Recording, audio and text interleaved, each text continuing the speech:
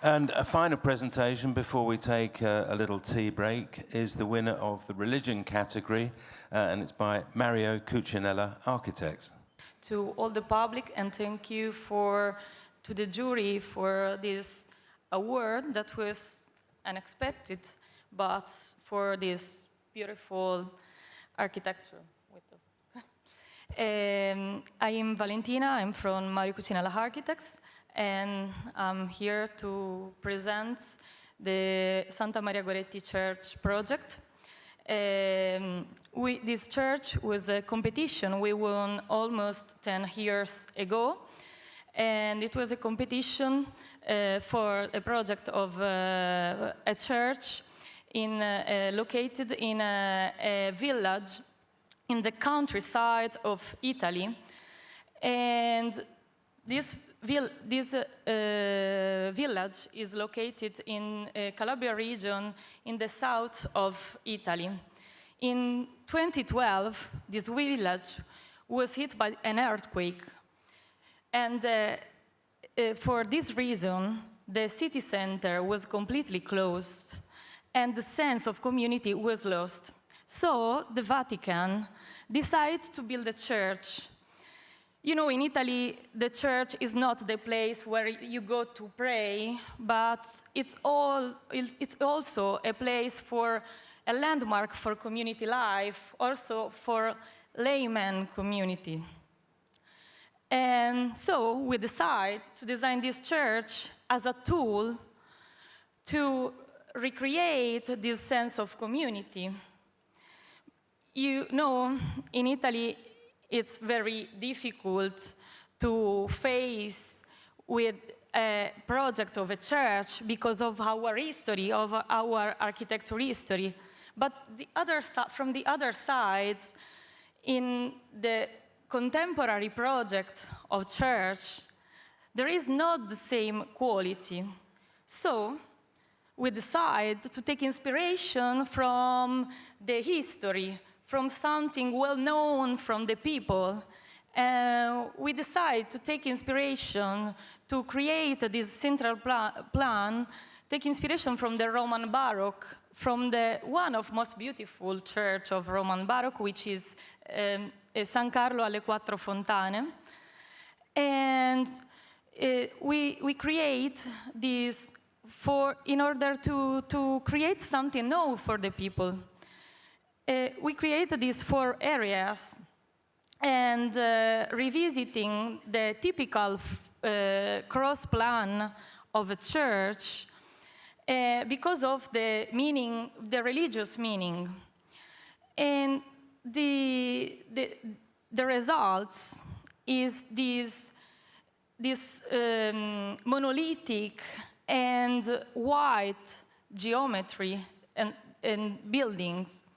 But the main element in this building is the cross. The cross is not just an element applied on the facade. This cross is part itself of this architecture and the shape of the building. It is created by the overlapping of 4 layers of concrete facades.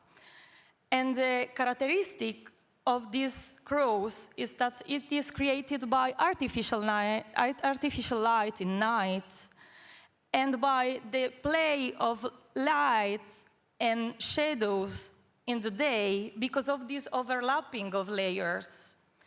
The other interesting thing of this facade is a beautiful story.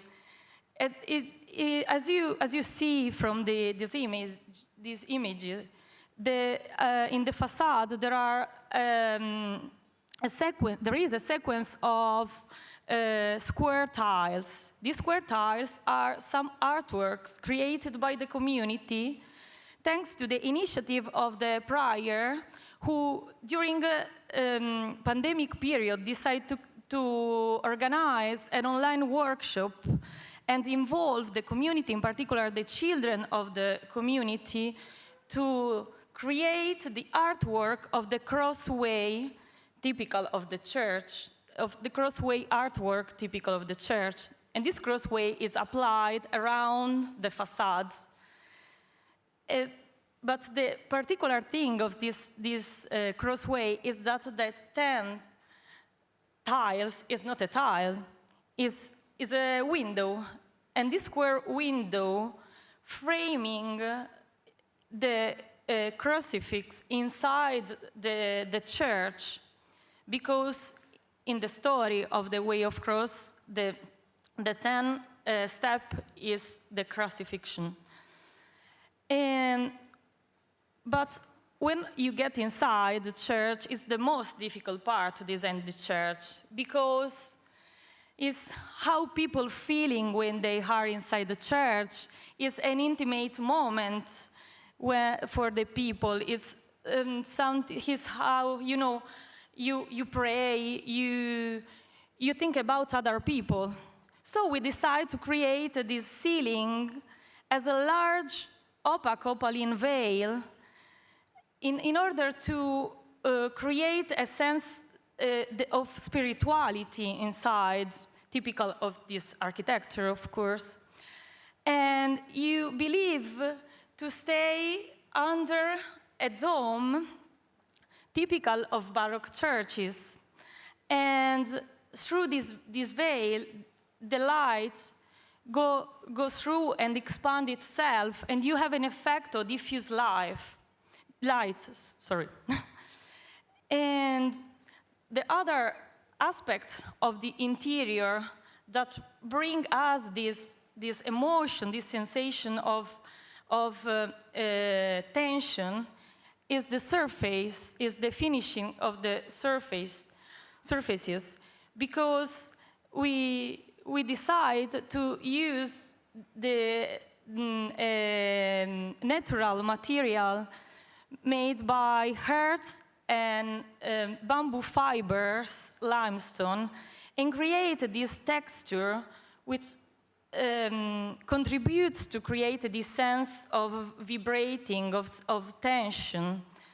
In this church, we not just design the space and the architecture, but in order to enter in this kind of emotion, we decide to design also the furniture. The furniture is part itself of this project. And we designed this furniture with an essential and regular geometry with a poor material in order to create a contrast inside with the organic shape of the church.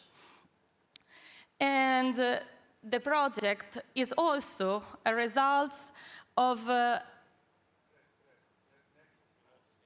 Next slide. Okay. Okay.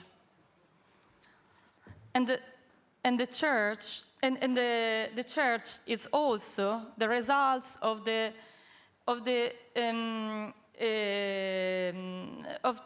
collaboration between different expertise, because we involved an artist to design the sacred object and artwork, but we involve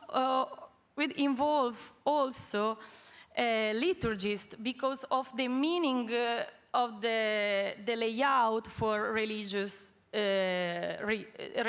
ritual. And the last thing I want to say is that this project, to do this project, a technical answer was not enough, because you have to be able to create emotion, and you have to be able to create emotion thanks technological choice. And this is a small project in this big stage of competition, but we believe that it is a strong power for, and it represents the powerful of architecture to keep the community in a place. And that's all.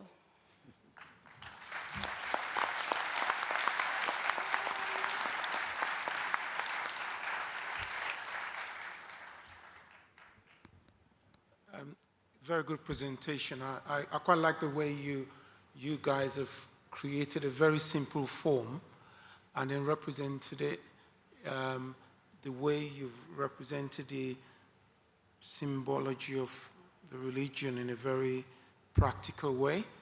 It's not shouting. It's very simple. The internal spaces are also done in a very simple way. And it says to me, it's not shouting. It just says, I'm here. There's something quite nice about that. Very, the scale and the fact that you're using a secular form merged together in a very clever way. It's very nice piece of work. Thank you. Thank you.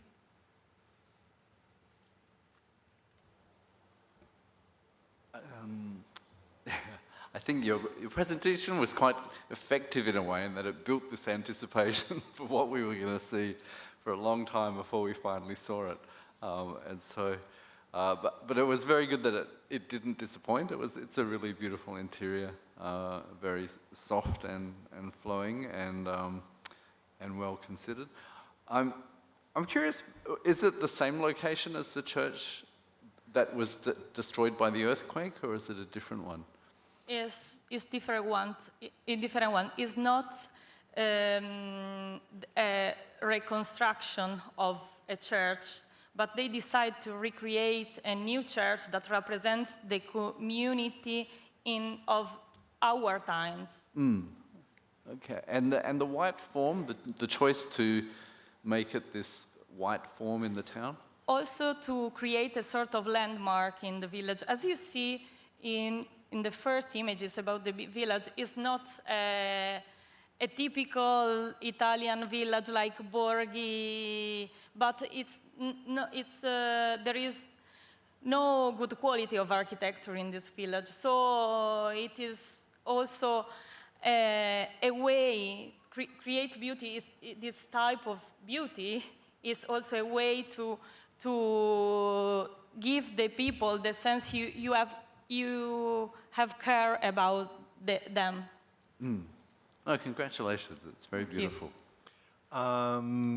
So thank you for your presentation. The interior, this is concrete or is what? See, this is concrete. Concrete. This is concrete, and the interior finishing is made by hard limestone. Okay, and the interior roof is fabric, white fabric? Yes, the roof is fabric, and there are some openings over the roof. And then the ceiling is made by a textile made by a metal grid that keep it rigid and diffuse the light inside. Yeah, so I think, well, this is a very interesting project because it's very rare, no? It looks like a Richard Mayer in the middle of the, no, in the south of Italy when you are outside, but I would say a bit smarter in the way they play with the surfaces and the opening. I think is very smart, is very beautiful. The form that you choose is super complex to play, but then the incredible thing is that you did it in a very literal way, and then the result is that the interior looks more like an art installation than not like the interior of a building, no? So there is a very huge difference. You will never imagine that this interior corresponds with that exterior, no? I mean, to use the white as an iconic material in the middle of Italy is very strange also, yeah. No? Because you can imagine that what is iconic is, I would say, the form, the material, the integration with the landscape, and here you are doing some kind of disintegration with the landscape, no? So I need to think about it, because it's a building I would like to visit, because I suppose that the interior that is a kind of is like a dream, no? Must be a very interesting spiritual experience to be inside. So thank you. Thank you. Vicente said many of the things I was itching to say, actually. And I think it's also aspiring in its way to be a virtuoso piece, I think. You know, it sits there heroically. It's a small building, but nonetheless it has heroic pretensions. And it's beautifully controlled. I find the interior, I mean, there is a tradition of many churches. There's one bit of it that's slightly reminds me of German churches in the 1950s, Rudolf Schwarz in particular, where you get this liturgical shape, and that's the scheme virtually.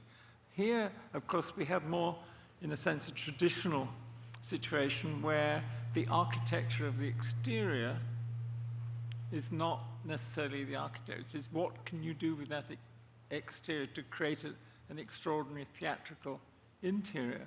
And one thinks of those amazing churches in, say, Vienna, where, you know, Fischer von Erlach can turn it into something like a piece of opera. I don't think it quite comes off. I think that I'm disturbed by the sideways material. I find that, I mean, it's probably very beautiful when you're there. I must say, I find it slightly tacky looking. The ceiling is ingenious, but for me, the sides don't quite pull it off. But that's a personal reaction. Yeah. I mean, in the tradition of let's see what's inside. The outside is quite stunning. The inside, I think, drops off. But that's just a personal reaction. But it's a great piece. Congratulations. Thank you. Thank you.